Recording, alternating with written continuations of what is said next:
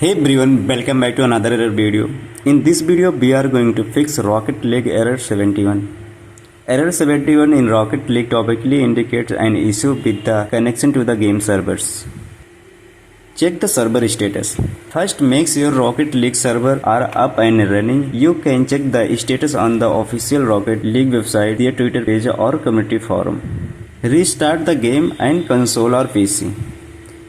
Close Rocket League completely and then restart your console or PC. This can help refresh the connection. Check your internet connection. Make sure your internet connection is stable. You can try restarting your router or modem or switch to the wired connection if you are on Wi-Fi. Check for updates. Make sure both Rocket League and your system software, console or PC are up to date. Update then contain bugs fixes that could resolve the error. Clear the cache. On the console you can try clearing the system cache by turning off the console, unplugging it for a few minutes and then turning it back on. On PC you can clear the game cache through Steam by verifying the integrating of the game files. Reinstall the game. As a last option, uninstall and reinstall Rocket Game. This can fix any corrupted file that might be causing the issue.